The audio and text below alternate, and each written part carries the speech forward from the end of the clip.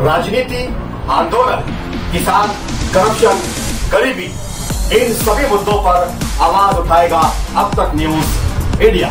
सत्ता के आगे जब भी सवाल कमजोर पड़ने लग जाए तो सवाल उठाने पड़ते हैं। बोल के लफ्ज आजाद है तेरे, बोल के सच जिंदा है अब तक। धुलिया लोकसभा का चुनाव जैसे जैसे करीब आता जा रहा है वैसे वैसे धुलिया लोकसभा के चुनाव की राजनीति में नए नए मोड़ और नई नई बातें सुनने को मिल रही है।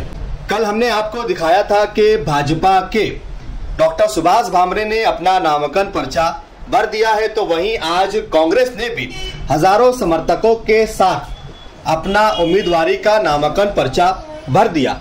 तो वहीं इन दोनों मजबूत उम्मीदवारों के बीच मुकाबला आराई जोरों शोरों के साथ सुनाई दे रही है।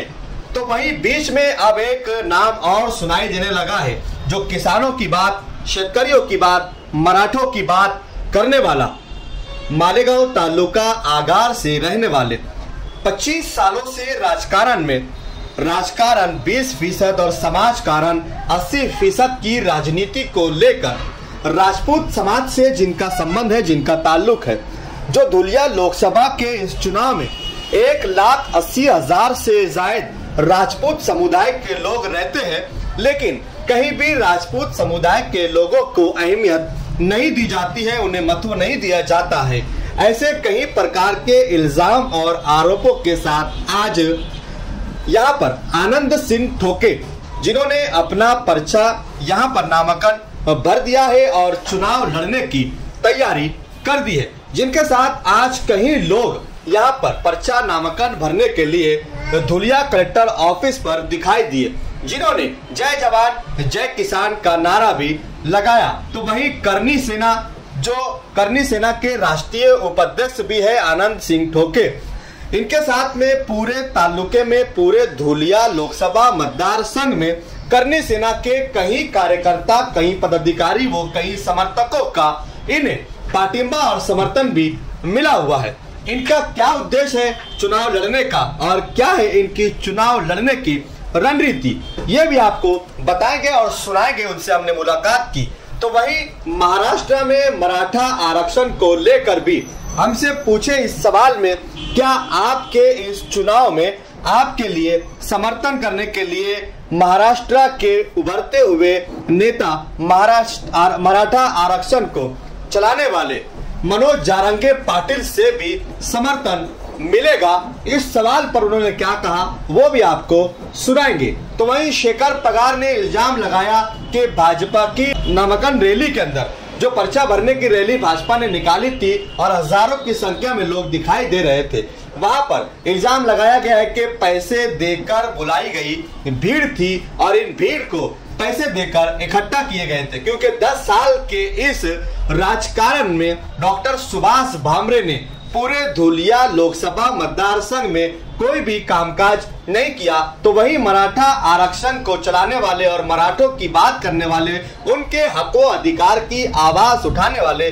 मनोज जारंगे पाटिल पर भी डॉक्टर सुभाष भामरे ने टीका टिप्पणी की थी और रिमोट से चलने वाला नेता बताया था। इन सारे सवालों पर बात करेंगे। करनी सेना के उम्मीदवार आनंद सिंह ठोके, जो आगार के रहने वाले हैं, इन्होंने भी अपना पर्चा नामांकन आज यहाँ पर भर दिया है। आइए सुनते हैं आनंद सिंह ठोके और लोकशाही धड़क मोर्चा के संस्थापक शेखर पगार के बहुत सारे इल्जामात और क्या है उद्देश्य आनंद सिंह ठोके व करनी सेना का चुनाव लड़ने का, कौन होगा इनके साथ और क्या इस चुनाव में करनी सेना के उम्मीदवार आनंद सिंह ठोके से किसको होगा फायदा, किसको होगा नुकसान, या फिर इन दोनों की लड़ाई में जीत जाएगा ये किसान। सुनते हैं उनकी जुबानी। या ठिकाणी धुळे लोकसभा मतदारसंघामध्ये उमेदवारी करण्याचा एकमेव विचार म्हणजे शेतकऱ्यांसाठी, कारण आजपर्यंतचे सगळे सरकार जेही कोणी आले असतील, राज्यकर्ते असतील, त्याच्या मागच्या 10 वर्षापूर्वीचे असू द्या, नाही तर आता 10 वर्ष सत्ता भोगलेले असू द्या, हे शेतकऱ्यांना फक्त आश्वासन देतात। शेतकऱ्यांच्या कुठल्याही गोष्टीला कधीही किंमत दिली जात नाही, शेतकऱ्यांच्या मालाला किंमत दिली जात नाही।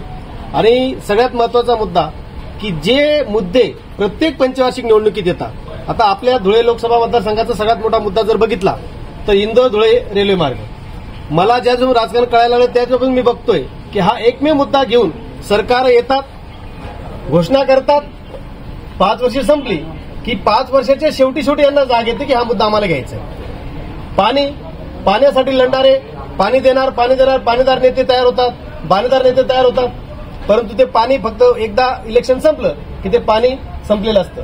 रस्त्यांचा जर विचार केला तर तीच परिस्थिती आहे. म्हणजे आजपर्यंत जसं देशाला स्वातंत्र्य मिळालं त्या दिवसापासून तर आज तक आहेत पाणी, वीज आणि रस्ते याच्यावर इलेक्शन होत आली. परंतु माझ्या शेतकरी बांधवांचा, माझ्या शेतकरी मित्रांचा, आमच्या आया बहिणींचा कोणीही विचार केलेला या ठिकाणी दिसत नाही. निर्यात बंदी करतात, निर्यात बंदी थांबवतात. हा सगळा खेळ.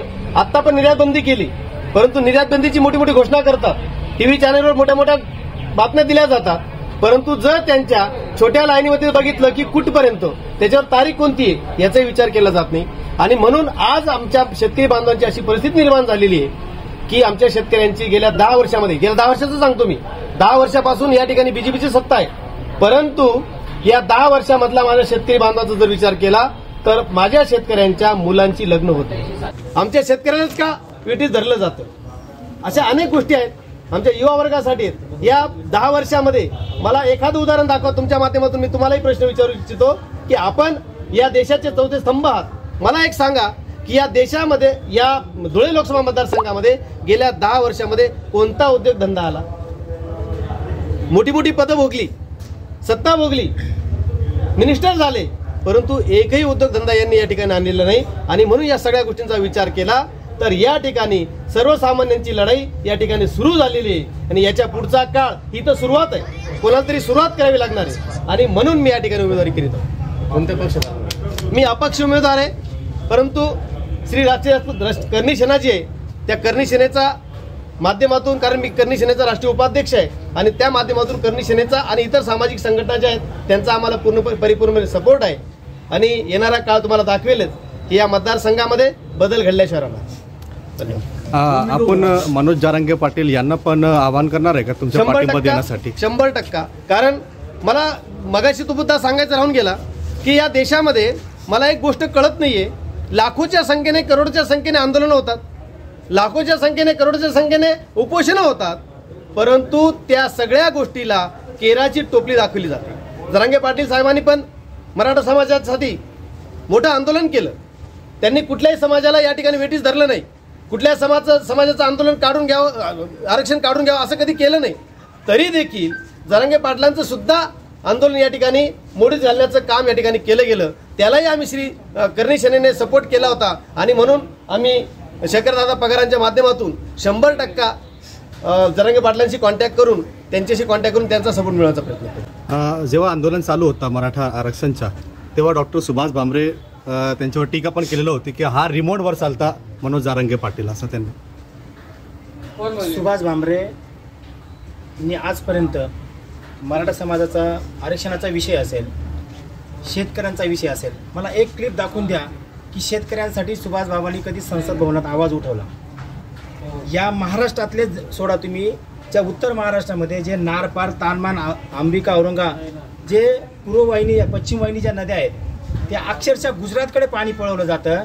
मग सुभाष बाबा तेव्हा झोपेत होते का? म्हणजे आपलं हक्काचं पाणी, जे पाणी तुमचं नाशिक जिल्हा म्हणजे कसमादेचा पट्टा आणि धुळ्याच्या पट्ट्यासाठी एक जीवन देणारी योजना होती, ते पूर्ण पाणी आज गुजरातकडे पळवलं गेलं. आज मोठे मोठे उद्योजक जे उद्योग होते ते सुद्धा गुजरातकडे पळवले गेले. त्यावेळेस सुभाष बाबा झोपले होते. आणि जर सुभाष बाबांना 10 लोक त्यांनी त्यांच्या नावावर जमवून दाखव, जरांगे पाटील साहेबांवर त्यांची टीका करण्याची लायकी सुद्धा नाही, कारण त्यांच्या आवाजावर कोटी लोक जमा होतात.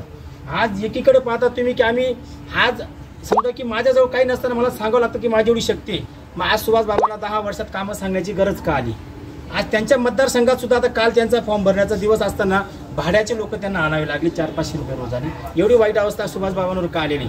आणि काँग्रेस पक्षाने जो उमेदवार दिलेला आहे शोभाताई बच्छाव म्हणून, मला एक लक्षात येत नाही की शोभाताई बच्छावांचं या भागासाठी योगदान काय, शेतकऱ्यांसाठी योगदान काय. आणि जे जरांगे पाटलांवर वारंवार टीका करतात, शोभाताई बच्छावांनी सुद्धा कधी मराठा समाजासाठी आवाज उठवला नाही. म्हणून ते जातीचे असून महत्वाचे नाही, ते मतीचे असले पाहिजे. म्हणून आम्ही आपल्या भागातल्या लोकांनी ठरवले की सुभाष बाबाही नको आम्हाला आणि शोभाताई बच्चावही नको. सुभाष बाबांना तरी थोडंफार ओळखत असतील, पण शोभाताई बच्चावला 2% सुद्धा या धुळे मतदारसंघात कोणी ओळखत नाही. तुम्ही पत्रकार बांधव असतात, तुम्ही सुद्धा चिकित्सा करू शकता, तर्क लावू शकता की सुभाष बच्चाव तुम्ही कधीपासून नाव ऐकताय. मग आज जर स्थानिक जिथले उद्योग गुजरातमध्ये जातात, स्थानिक आमदार पळवले जातात, मग तेव्हा हे लोक करतात काय? आणि एकीकडे मोदी साहेब सांगतात की मी भ्रष्टाचार मुक्त देश करेल, देशाला महासत्ता करेल, आणि जर एखाद्याने 70,000 कोटीचा घोटाळा केला त्याला तिसऱ्या दिवशी उपमुख्यमंत्री पद दिलं जातं. मग उद्या जर एखाद्याने 1,00,000 कोटी जर कधी भ्रष्टाचार केला तर भारतीय जनता पार्टी त्याला मुख्यमंत्रीचं पद देईल का? पंतप्रधान पदाचं हे देईल का? म्हणजे तुम्ही लोकांना, आणि मोदी साहेबांचं सरकार आलं त्या दिवसापासून अल्पसंख्याक जो समाज आहे हा प्रचंड दबावात आणि भीतीत. याचं कारण असं आहे की लोकशाहीला न मानणारे हे लोक परत सत्तेत येऊ नये, यासाठी सुद्धा सर्वसामान्य जनतेच्या मनात असंतोष निर्माण आहे.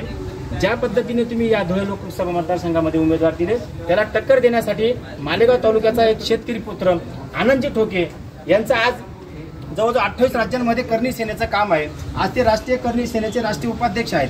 म्हणून आमच्या भागातल्या लोकांनी ठरवले की झोळी धरायची आणि पैसे जमा करून यांचा खर्च पाणी बघून यांना निवडून द्यायचा, असा आमच्या भागातल्या लोकांचा प्रयत्न चालू आहे. आणि येणाऱ्या काळात सुद्धा याची प्रचिती तुम्हाला दिसेल.